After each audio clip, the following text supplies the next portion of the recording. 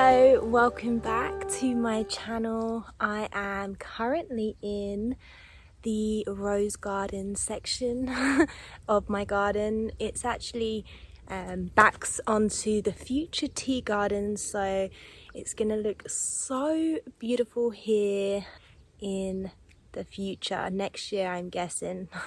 There's only so much I can do this year before the season's over, but I am preparing the bed for it, so it's happening. So this is a garden related video. I'm hoping that the sun stays behind those clouds so that I'm not gonna bake in this video. It's still in the 20s, but it's so much cooler than it's been, and I've been back out here in the garden loving life. So happy when I'm out here and like finally kind of getting things done on projects that I have just had to wait until the heat ended. The heat is still here, but if it's overcast, it's so much more bearable. I thought it would be fun to sit down and let's just talk about the garden and what has gone well for me on my first year here in my first ever garden. Total novice, so pro gardeners out there, if I'm not using the right lingo or you're just thinking, oh my god, no wonder things haven't gone well, you're doing it all wrong, feel free to leave your advice in the comments below. I would really appreciate it. Again, I hope you can hear me well. It's not very windy, but the birds are chirping, and I haven't got my bloody headphones and mic on like I always do, because finally I have updated my phone, so the quality should be so much better, and I'm hoping that the mic is picking up on everything, and this is gonna be good for the future of this channel. So I've got here a list of all the things that I can remember that have gone well this year and all the things that have not gone well.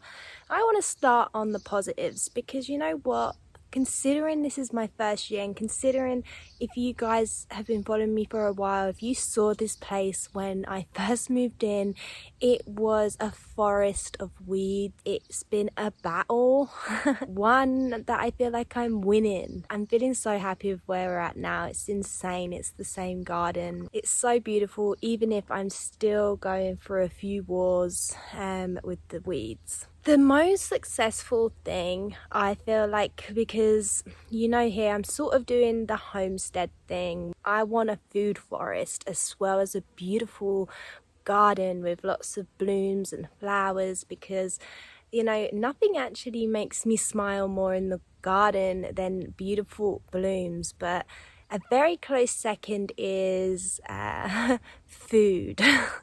I love seeing food in my garden and just knowing that I've nourished this food, I've channeled my energy into this food, I've not used any kind of toxic chemicals on it, it's organic. That feels really good, and it feels even better to cook with it and enjoy it. The most successful food item that I have had for sure has been the spring onions, and the reason it's so successful is, yeah, they grew really well, but it's the fact that we use them regularly. Oh, we need spring onion for this recipe. We eat a lot of Asian food, so it's like we could just go into the garden and get spring onions pretty much all of the summer season. We've been just using our own spring onions, whereas before, you know, we're buying like 2 bunches of spring onions a week. So that feels really good, just to get it fresh from the garden. It always tastes so much better. I 100% will be growing spring onions and planting even more next year, because I think we're getting low on our spring onion supply now. It's hard to tell because the winter squash has taken over the garden, and it's taken over where we were growing some spring onions and garlic and normal onions. So I just don't know if we'll be able to salvage anything under this squash. I hope we still can, but who knows, it's not looking good. When I say spring onions, by the way, that's green onions. I think people in America call them green onions. Somewhere in here we have spring onions, most of which have already been harvested. Oh, there's a spring onion that I just stepped on. Oh, sorry, man. Typical. And then there's another one there. Okay, did I kill you? Probably. I'll take that guy out. And it's like, there's some more there I'll leave. Okay, so we've still got a couple of spring onions hanging around. Another success has been the start of my rose walkway. So, okay, does anyone know about how expensive roses are? They're pricey and they take a while to, I guess, grow into these big beautiful rose bushes. So yeah, you're paying, like we're paying around 25 to 30 euros for one plant that's, you know, the size of these plants behind me, considering they've grown a little bit since we planted them over a month ago. The blooms have been abundant, so they die off quite quick, which is sad, but they come back again like a few weeks later. And yeah, so there's always one or two roses in bloom. And I have noticed how like all my red roses will bloom at the same time, and then all my white and pink or peachy roses will bloom at the same time. So right now we're in the red bloom. I will like cut to some close-ups in a moment of my roses. Obviously they're not all in bloom, so you can't see all of them right now, but basically I'm trying to create what I'm sitting on right now. My olive tree is right here, right above me.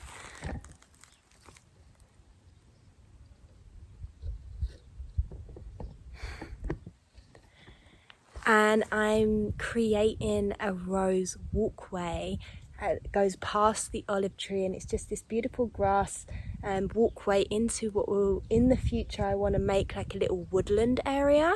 So you get to walk down this beautiful, fragrant rose garden, in a sense, the rose walkway. And we know roses are also tasty and medicinal and great in tea. So I always have that option as well to harvest them for tea.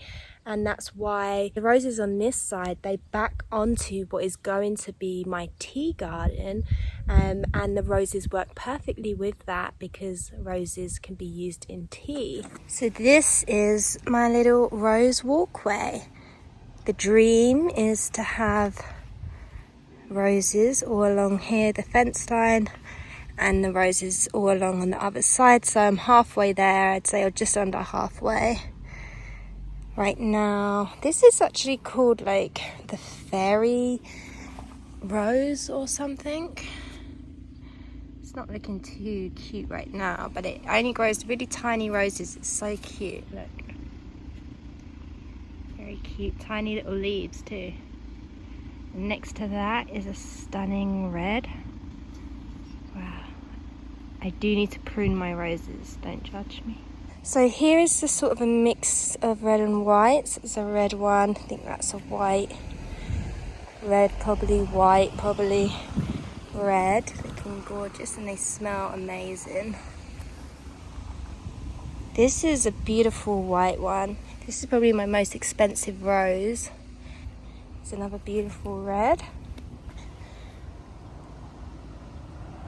This one is peach. You can't see it right now. That's the one that's gonna come soon. You can see this gorgeous peach color.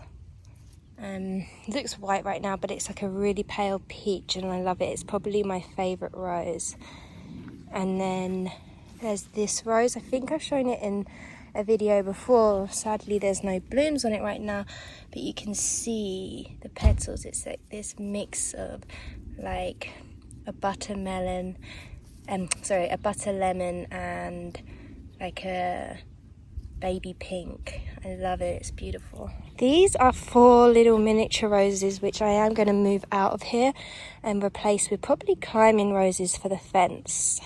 I really want this rose walk to have a big impact as the years go on and the roses grow bigger. and you walk through and it just smells beautiful. You got the beautiful olive tree and you're just surrounded by the rose garden. Another crop that really surprised me that's done really well is the beetroots. We did a variety. I will show you a picture of that now. This variety is like white and pink, so it's not that deep purple that you're used to with beetroots, but they are delicious. I've done like 2 harvests already, and I've got 1 more harvest to do, which I will probably do later today or tomorrow. And I've been like canning those and pickling those, and I know that that's produce that I've grown that I can now enjoy for the rest of the year and the start of next year. The reason I say it's a surprise is because the ground they grew in was so hard. Not only that, they was on that triangle bed, and if you watched my garden tour, you would have seen the state of that triangle bed. It was completely taken over by weeds, and I didn't even know the beetroots were in there. Like, I just thought all my seeds had failed. Basically, we just chucked loads of seeds. Obviously, we planned like on where we was planting certain seeds. We put a lot of seeds in there and the weeds overtook and none of the seeds seemed to take, so we wasted time and money on that bed because it just turned into weeds, and we had a big loss with that big triangle bed. But I learned a huge lesson that I need to do starter plants. I can't just chuck seeds out right now with the kind of ground I have, where this garden before had just been a forest of weeds for years, like nothing done to it, nothing controlling the weeds. So I can't just rely on seeds sprouting up. I need to have them as starter plants, prepare the ground, mulch around it before I put the plants in the ground. They need to be somewhat established so they can beat out the weeds in their growth. Sorry about that. When we was eventually getting around to de-weeding it and we wanted to rotivate the land on that triangle bed, we came across the beetroot and they'd all flourished and done great. And I didn't put it on my list, but also radishes did really well over there as well. The radish seeds grew fine. They're fast growers, so they beat out the weeds, and that was all good. But we did discover that we're really just not big fans of radishes, so I can't see myself like going out my way to plant those unless I'm just using them as a companion plant like I did with the watermelon. Beets a hardy plant and really reliable, and definitely will be growing those again next year. Raspberries. My raspberry plants have done amazing. We've had punnets and punnets worth, considering that we just bought them as pretty small plants this year. They've grown a lot and they're producing a lot of fruit. They've had a few cycles of fruit, which is amazing. And we're just getting at the moment, and we're in August, and we're probably getting a punnet a day on average of raspberries, considering how small the plants are and how new they are. That's amazing. The plan with the raspberries is basically on the whole left side of our land here. I want to have it sort of lined with a big massive raspberry bush, and we've probably done like a third, if not a quarter, of the land. In the future, I plan on having a lot more raspberry bushes, and I'm really excited. But I think we won't be planting those till next year. We'll see. If we have time this year, maybe we will buy some more and plant some this year, but we'll probably wait till next year. To no one's surprise, if you watched my last vlog, I think I harvested a lot of cucumbers. I've had so many harvests from the cucumbers. I can't keep up with the cucumbers. I'll harvest some and I can't get out there quick enough before they become monster cucumbers, which really I want the smaller cucumbers, but I literally can't get out there soon enough. Yeah, I need to make that more of a priority if I want to get some like cute little pickles, which I would love. But right now they're like monster. So we did buy a juicer recently, and cucumber juice is alright. It's pretty bland. I think it would be great if I like juice some strawberries with it. It's a shame my strawberry plants aren't doing so great, but this is all about what's done well and what I'm happy with in the garden. So I'm not going to talk about the stuff I'm not happy with yet. Considering how long this video is, and I haven't even got halfway through my list, I think I'm going to save doing the negatives, like what hasn't done well, until another video. So look out for the video if you want to see stuff that hasn't done well. But yeah, cucumbers have done great. I have nothing more to say other than I can't keep up with it. They're thriving in the soil that we have, and I haven't had to do anything but just mulch. When I put them in from seed, and I did put them in from seed, and this seems to be the key, is I put them in as starter plants, not seeds, sorry. So I grew them from seed in little starter pots, and then nursed those outside because it's hot enough here. I didn't have to do it inside or anything. And then once they was had their like second leaves, their true leaves I think they're called, that's when I put them out on mulched ground, and it was literally nothing special. It was just mulched ground.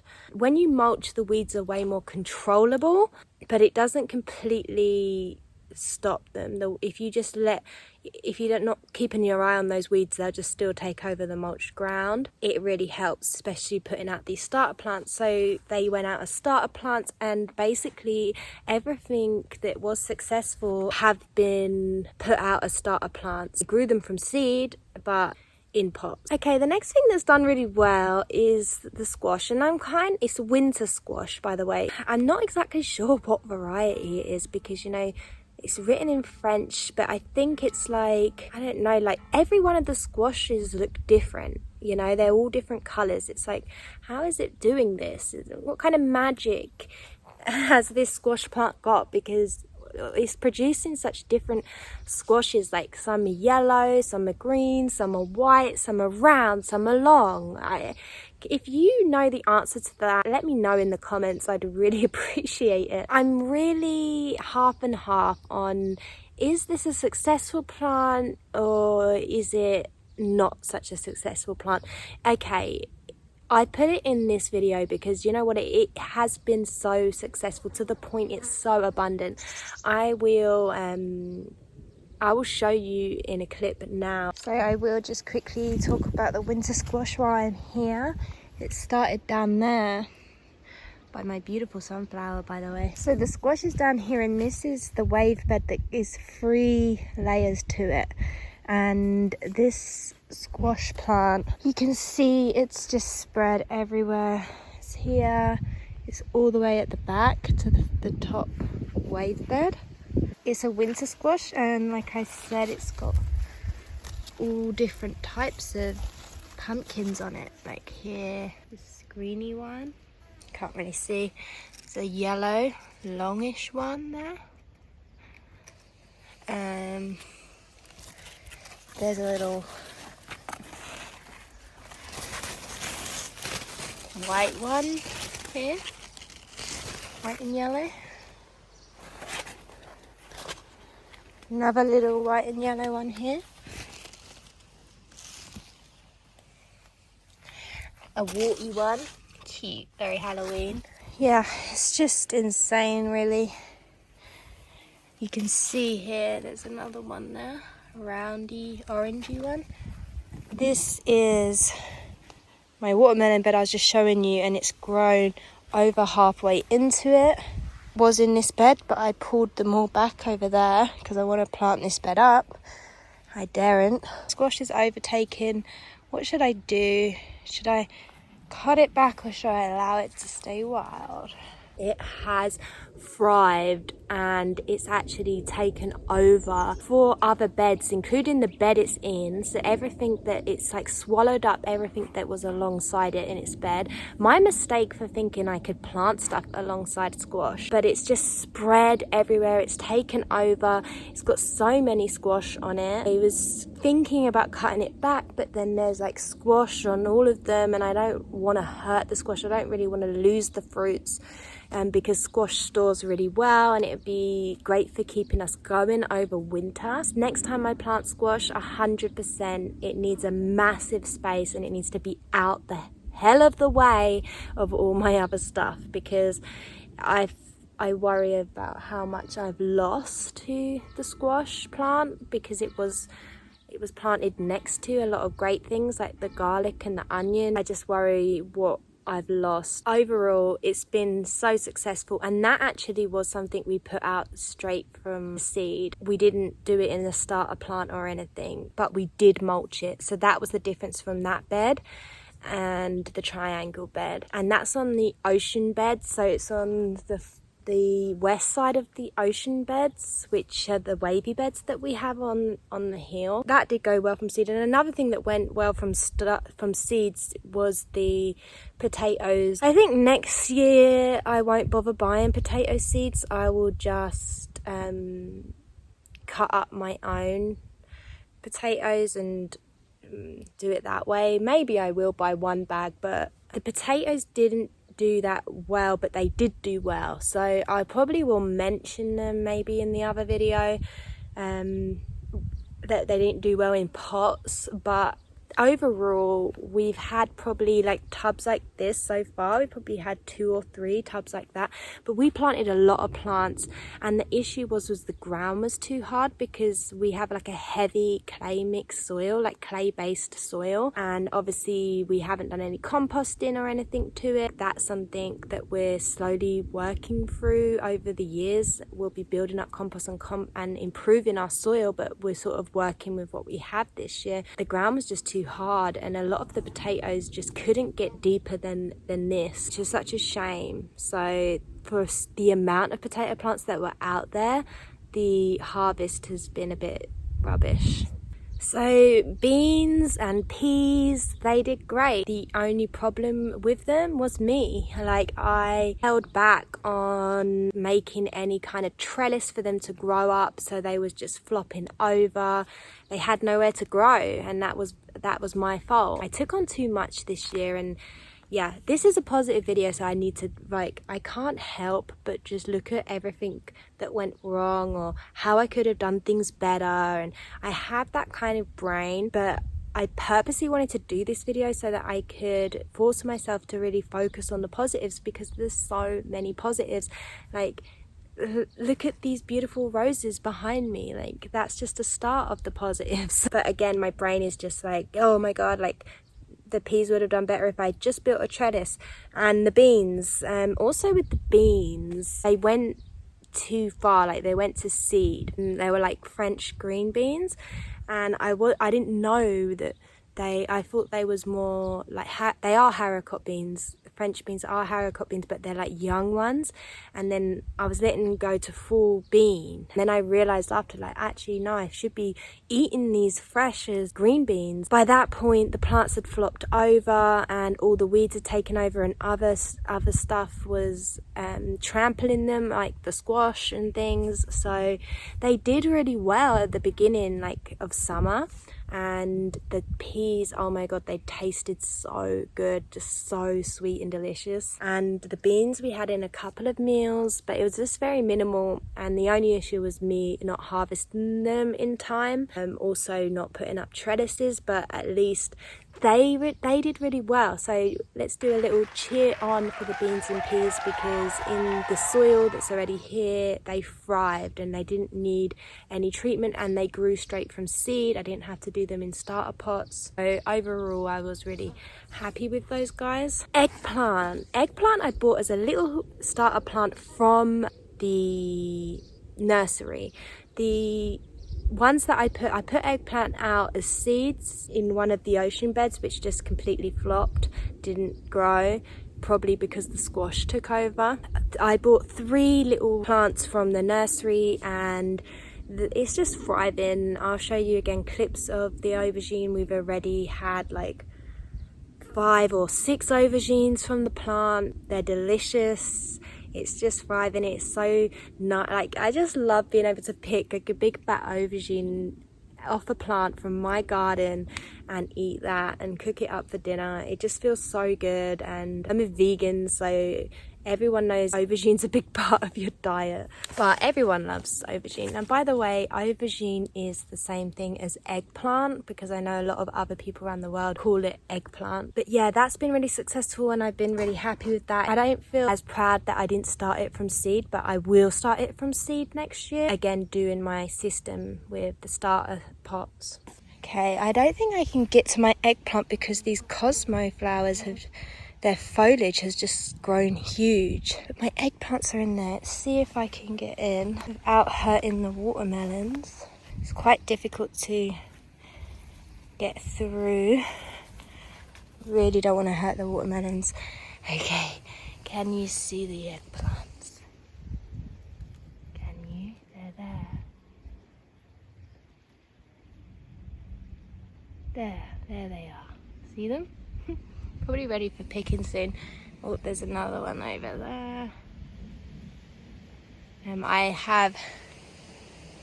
These are 3 eggplant plants doing really well. These Cosmos are beautiful.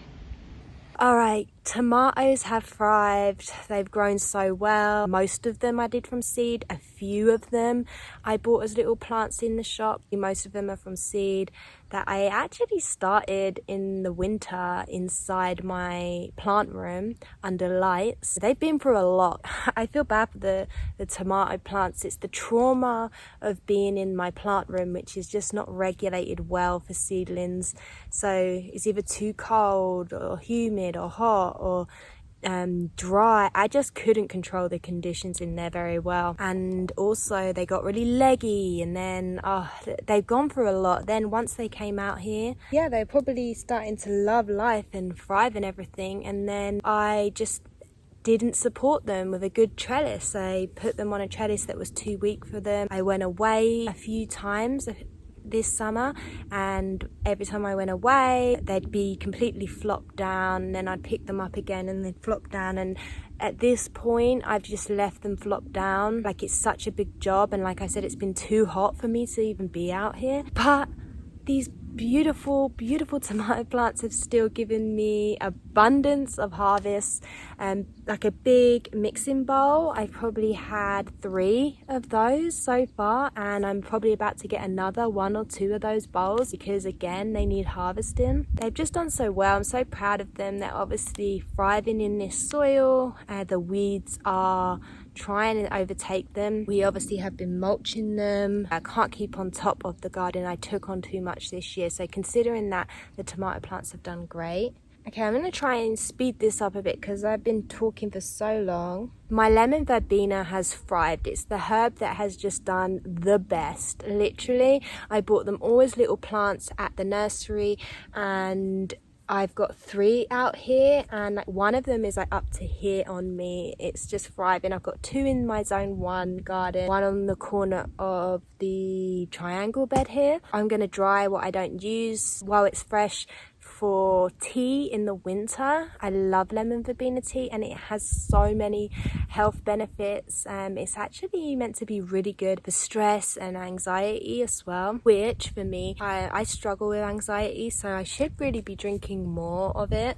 But I do love it. It's probably one of my favorite flavored teas. It tastes amazing, and like I said, it's so good for you. I've got such an abundance of it. Once the summer's over and before it dies off, I will definitely be drying that, and I hope it comes back next year. I don't know how they overwinter, like if they completely die off or they come back, but we'll see, won't we? Okay, so another herb that did great was basil. Basil has been a great companion plant at the top there for my tomatoes. Only issue with that is it has bolted a few times, so we're trying to keep on top of that, but we use basil in so much of our food. All summer we haven't had to get basil from the supermarket because it's doing so well in the garden. I've got like 1, 2, 3, 4 basil plants at the top there, 2 is just sort of classic Italian basil, and 2 purple basil, and this like puffy head, I don't know what it's called, basil, and they're all thriving up there. All of those, I believe I bought a starter plant as like small plants from the nursery, and they're massive now.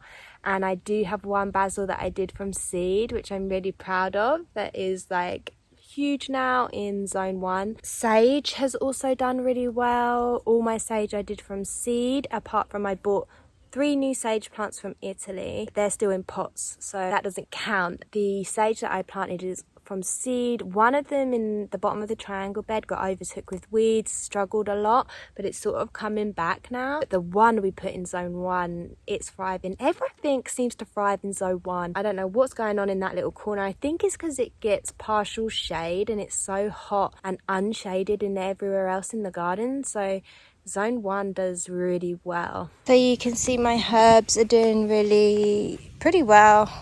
One of the lemon verbenas, one of the chimes, but I wish the rosemary were bigger. Definitely need to get more rosemary and more lavender, I think. Another time, one of the basils, this is the basil from seed. Looks like it's going to seed, so better be careful. A giant lemon verbena. Oh wow, this is up to my neck at this height. Okay, so my third and last lemon verbena. This is the sage that I grew from seed. I'm so happy with it. Looks great. Parsley's not looking too hot. We use it a lot, so that might be why. Chili peppers, I don't think I mentioned them, but they've just been abundant, just constantly producing. So yeah,